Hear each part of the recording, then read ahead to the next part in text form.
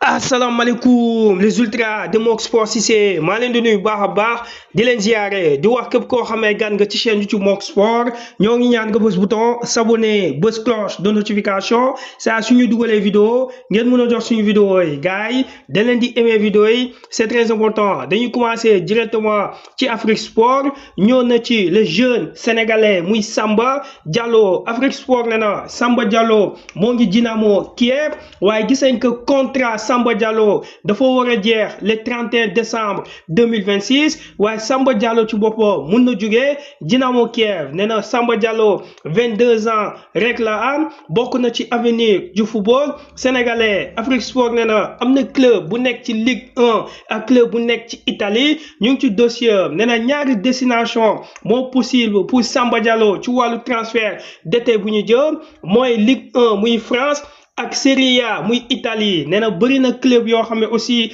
ñeneen club yi ñoo ngi renseigné sur son dossier nee na Samba Diallo daal mun na jugee ci Dynamo Kiev comme ça mu dem ci ñeneen club daal di en plus de temps de jeu loolu na Afrique Sport moo indi information boobu Inside Football daal di wax nee na équipe de Napoli ba léegi ñu ngi ci dossier Kevin De Bruyne parce que Napoli lu mu bëgg mooy def tout ba indi Kevin De Bruyne ci équipe nee na gis nañ que Barça aussi moo ci dossier Thomas Partey malgré que prolongé na avec Arsenal waaye Barça ba léegi moo ngi demandé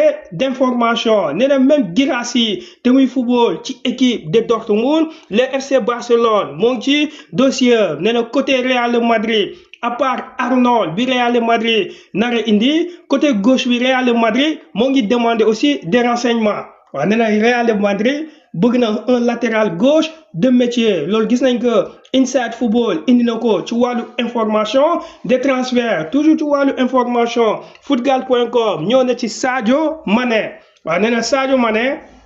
club muy Al Nassr te ñuy doon football contre Al Ittihad muy club Karim Benzema waaye nee na match bi gis nañ que malgré que Sadio Mané def na belle performance Al Ittihad moo mujjee door Al Nassr 3-2 nee na premier mi-temps bi Al Nassr moo mënoon 2-0 waaw Sadio Mané moo dugal à la 3e minute de jeu daal di def une passe décisive nee na premier mi-temps Al Nassr moo mënoon 2-0 waaye ci deuxième mi-temps bi ci la ñuy remonter équipe. Al Nassr nee na malheureusement pour l'international sénégalais performance bu mu def tey mag na waaye équipe am dañ ko mujjee door 3-2 bu ko defee na ñu ñëw ci soirée Ligue des champions nee na démboo match de haut niveau la ñu gisoon diggante Barça contre Inter de Milan Inter daal di éliminer Barça dem en finale nee na beneen demi-finale bi tey la woon diggante Paris Saint-Germain bu recevoir équipe Arsenal. waaw ESPN na ñëw na ci yaatu ci match bi nee na quel match de fou waaw nee na Paris Saint-Germain dafa recevoir Arsenal duma ko 2-1 waaw nee na gis nañ que Fabian Ruiz le milieu de terrain espagnol te muy football Paris Saint-Germain moo njëkk a dugal nee na après ci la Hakimi Achraf daal di dugal l'international marocain nee na waa Arsenal dugal nañ waaye li ñu dugal doyul. parce que aller bi PSG ba mu fekkee Arsenal ci dëkkam da ko dóor 1-0 retour PSG daal di ko dóor 2-1 ESPN nee na ensemble yëpp mën nañ wax match bi 3-1 la waaw nee na PSG est en mission loolu ESPN moo ko wax nee na tey bu ñu xoolee performance bi Donnarumma def c'est exceptionnel waaw nee na Donnarumma depuis Liverpool la commencé def performance de haut niveau waaw PSG Liverpool. bokk na ci ñuy def top performance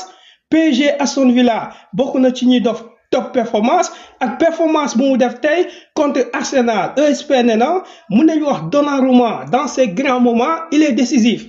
waaw nee na à rappeler que PSG dafa éliminer toutes les équipes anglaises waaw dafa dóor Manchester City dóor Liverpool dóor Aston Villa dóor Arsenal nee na PSG de Luis Enrique version bi c'est le meilleur RMC daal di wax ne na depuis le départ de Mbappé PSG dafa retrouver football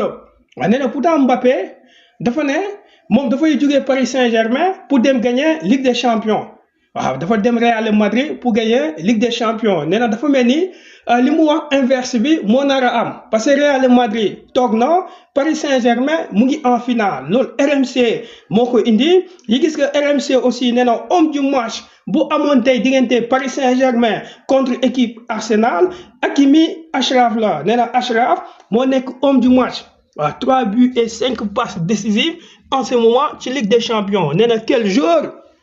waaw RMC nee na waa PSG tey dañu wone football nee na collectivement PSG dafa rassuré en même temps aussi joueurs yi wane nañ seen détermination ESPN nee na en résumé PSG est le meilleur nee na PSG na Inter de Milan lay am final mu nekk final boo xamee du yomb waaw nee na Inter de Milan PSG retrouvaille la parce que Hakimi Achraf jaaroon na ci Inter de Milan en même temps aussi moo ngi PSG nee na ku mel ni Donnarumma aussi xam na équipe bu mel ni Inter parce que Donnarumma nekkoon na ci championnat d'Italie moo tax final bi du yomb ak ci foot di féliciter Luis Enrique nee na tactiquement il a gagné côté anglais je sais nee na Arsenal franchement Arteta amul chance waaw nee na Arteta mun nañu wax 5 saisons ngi nii muy def saison blanche. waaw nee na Arteta 5 saisons ngi nii muy def saison blanche et en même temps nee na ci biir match bi Arsenal bañ ko munee 2-1 Saka amoon na balle égalisateur malheureusement concentration bi des na nee na franchement Arsenal contre Paris Saint-Germain moo ko ëpp doole loolu na The Times ak média anglais ñoo ko wax nee na félicitations au Paris Saint-Germain bi nga xam ne dina football final contre Inter de Milan autopsie nee na attention Paris Saint-Germain am na probable ballon d'or wax nee na Ousmane Dembélé il n'était pas titulaire dans ce match mais quand même wane na importance